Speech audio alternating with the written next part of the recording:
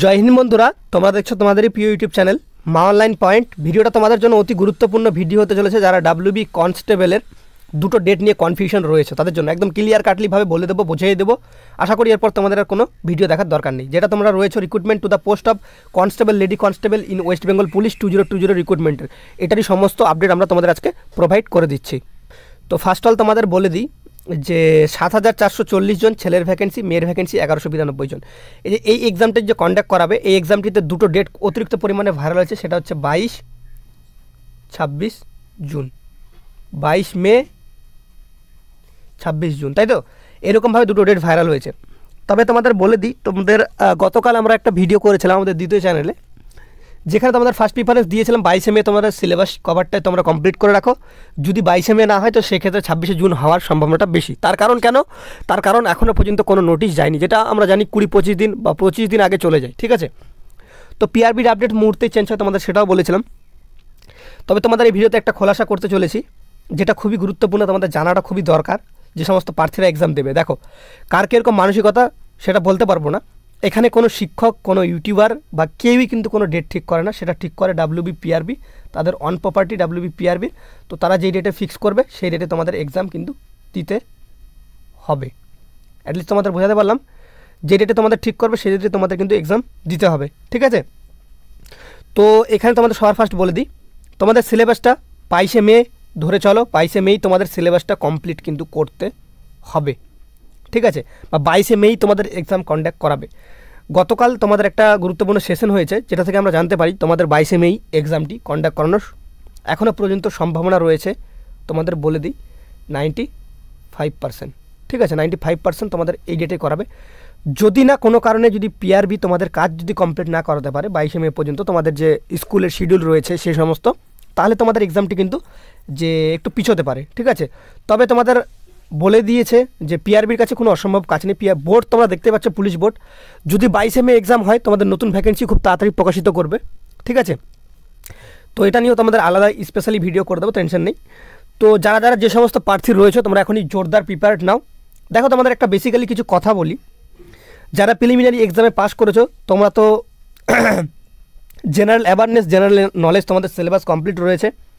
Elementary mathematics সেই সিলেবাসটা complete রয়েছে, রিজনিংয়ের কমপ্লিট রয়েছে, ঠিক আছে? যদি বলো 28 দিনে সিলেবাস কমপ্লিট করা টাফ, সেই লেভেলে আমি তোমাদের বলছি। ইংলিশ তোমাদের শুধুমাত্র বাকি রয়েছে 25 মার্কের, ঠিক আছে? বাদ বাকি তোমাদের সেম সিলেবাস রয়েছে, আশা করি তোমরা কিন্তু কমপ্লিট করতে পারবে, তাই তো? তো তোমাদের এখান থেকে তোমাদের আমি একটা কথাই বলবো, তোমাদের কিন্তু সিলেবাসটা এমন কোনো মানে হাইলি লেভেলের নেই। যেটা ইংলিশ রয়েছে, ইংলিশ থেকে সবারই একটু ভয় থাকে সাধারণত বাঙালি ছেলেদের, কারণ ইংলিশের গুরুত্বটা আমরা অতটা দিই না যে ক্ষেত্রে হোক, ঠিক আছে? কারণ আমরা যেহেতু বাংলা মিডিয়ামের ছাত্র, সেক্ষেত্রে ইংলিশের গুরুত্বটা আমাদের কাছে কম রয়েছে, ঠিক আছে? সবার কাছে সেটা। তো সেই ক্ষেত্রে আমাদের ইংলিশটা একটু টাফ লেভেলের লাগে, কারণ ছোটোবেলা থেকে আমরা ইংলিশটাতে কিন্তু অতটা গুরুত্বপূর্ণ যে একটা মানে পার্ট বা সেটার রোল কিন্তু কোনোদিন আমরা সেটাকে ইংলিশটাকে কিন্তু দিইনি। সেক্ষেত্রে এটা একটু টাফ লেভেলের লাগে, ঠিক আছে? যারা প্রিলিমিনারিতে পাস করছে তোমাদের আমি বলবো, মেন্স পরীক্ষা তোমাদের কাছে উত্তীর্ণ হওয়া বা পাস করা কিন্তু খুব একটা টাফ লেভেলের হবে না, ঠিক আছে? তো তোমাদের কিন্তু 22 মেই এক্সাম কন্ডাক্ট করাবে। যদি কোনো কারণে না করাতে পারে সেক্ষেত্রে পরের ডেট পরে দেখা যাবে সেটা, ঠিক আছে? তোমাদের 22 মে কিন্তু এক্সাম করানো হচ্ছে, আমরা বলেই দিচ্ছি বারবার করে। তোমরা এই ডেট ধরে চলো। কে কী বলছে তোমাদের বিশ্বাস করবে না করবে সেটা তোমার পার্সোনাল ব্যাপার। তোমরা আমাদের চ্যানেল দেখেই রয়েছো এতদিন ধরে, তো সে কারণে আমি তোমাদের ভিডিওটা বানাতে মানে চাইনি। তোমরা অনেকে আমাকে কমেন্ট করেছো, তো সেক্ষেত্রে আমরা যে গতকাল আমাদের দ্বিতীয় চ্যানেলে ভিডিওটা বানাই, তারপর আমি তোমাদের বলেইছিলাম যে কালকে একটা গুরুত্বপূর্ণ সেশন হবে, তারপরে আমি তোমাদের এই চ্যানেলে দেবো, কারণ এই চ্যানেলটা সবাই ফলো করে, সেই চ্যানেলটা খুবই অতি সংকীর্ণ ছেলেপেলে কিন্তু ফলো করে। তো সেখান থেকেও ঠিক হয় যে 22 মেই তোমাদের এক্সাম কন্ডাক্ট করাচ্ছে ডাব্লিউবি পিআরবি। তো তোমাদের আর বেশি দূর নেই এক্সাম, তোমাদের মেন্স এক্সাম। তোমরা এখন প্রিপেয়ার্ড হয়ে নাও বা প্রিপারেশন নিয়ে নাও 100% ভাবে, যে তোমাদের 22 মেই এক্সামটি কন্ডাক্ট করাতে চলেছে ডাব্লিউবি পিআরবি।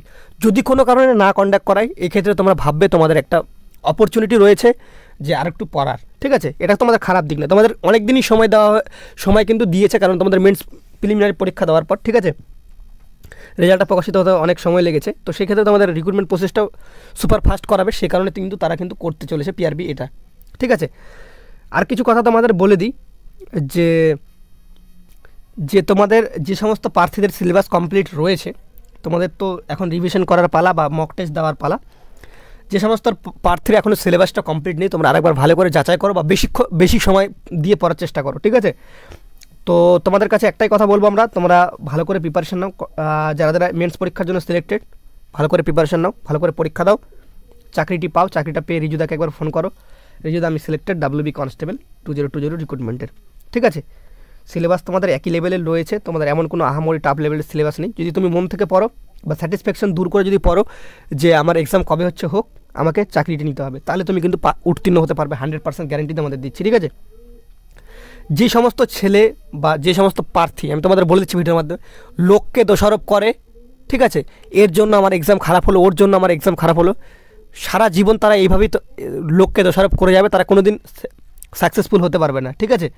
নিজে ফেল করেছি, নিজের দোষ নিজে খোঁজার চেষ্টা করো, নিজের দোষটা সেখানে নিজে বড় হয়ে লোককে দোষ দিয়ে সেটা একটা বড় মহৎ কোনো কাজ করছো না তুমি, ঠিক আছে। যে সমস্ত প্রার্থীর ক্ষেত্রে আমি এটা বলছি, ঠিক আছে, কারণ আমার এক্সাম ডেট কবে হবে, তারপর আমি সেটা দেখবো নোটিশটা, তারপর মেন্স পরীক্ষা। তোমার যদি এরকম মনস্কামনা থাকে বা ভাবনা থাকে, সেক্ষেত্রে তুমি কোনোদিনও এক্সাম পাস করতে পারবে না, কোনোদিনও চাকরি পাবে না। তোমাকে আমি এটুকু বলে দিলাম। যে সমস্ত চাকরি পাওয়ার ছেলে, তারা দেখো এতদিন ধরে মেন্স পরীক্ষার প্রিপারেশন অলরেডি স্টার্টেড বা কমপ্লিট করে রেখেছে, ঠিক আছে। তো তুমি কেন পিছিয়ে থাকবে তাদের থেকে? তোমাকেও কমপ্লিট করে রাখতে হবে, ঠিক আছে। তো সেক্ষেত্রে তোমাদের যদি এখন এক্সাম হয়, তো সেক্ষেত্রে তোমরা একটু মাথায় রাখবে, তোমাদের 4-5 নম্বর হলে কাট আপটা একটু কম যাবে, কারণ যদি বেশি পড়ার সময় থাকে তো সেক্ষেত্রে স্বাভাবিক কাট আপ একটু বেশি যাবে। আর এখন দেখলাম আমি ওই ভিডিওতে সবাই বলছে যে 22 মে এক্সাম কিন্তু কন্ডাক্ট করালে কিন্তু ভালো হবে। অনেকের সিলেবাস কিন্তু কমপ্লিট রয়েছে, বলছে 22 মে এক্সাম কন্ডাক্ট করালে ভালো হবে, কাট আপ কম যাবে। প্রায় 70% প্রার্থী আমাকে বললো যে 22 মে যদি এক্সাম কন্ডাক্ট করায় PRB সেক্ষেত্রে ভালো হবে, আর জুনে যদি এক্সাম কন্ডাক্ট করায় 30% বললো ভালো হবে। তো তোমাদের মতামত কি তোমরা ভিডিওর কমেন্ট সেকশনে তোমরা জানিয়ে দিও, ঠিক আছে।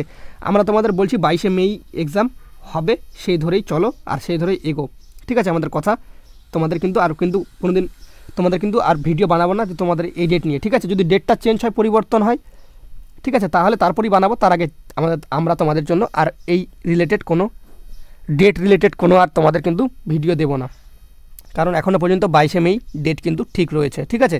সেটা কিন্তু মানে অথরাইজড ডিপার্টমেন্ট থেকে কিন্তু অথরাইজড হয়ে গেছে যে 22 মেই PRB এক্সাম করাতে পারবে, যদি তাদের কাজ কমপ্লিট হয় তো 100%ই তোমাদের 22 মেই এক্সাম কিন্তু কন্ডাক্ট করাবে। তো সেক্ষেত্রে তোমাদের হাতে সময় নেই, বি প্রিপেয়ার্ড, ভালো করে প্রিপারেশন নাও। আর কংগ্রাচুলেশন যে সমস্ত প্রার্থী মেন্স পরীক্ষা দিতে চলেছে তাদের জন্য, ভালো করে প্রিপারেশন নাও। আশা করি তোমাদের ডাউট সম্পূর্ণ কিছু ক্লিয়ার করতে পেরেছি। এরপর আর কোনো কথা হবে না, বই নিয়ে পড়তে বসো, ভালো করে এক্সামটা দাও, চাকরি পাও, এটুকুই আশা রাখি। এই বলে ভিডিওটা শেষ করলাম। জয় হিন্দ, জয় ভারত।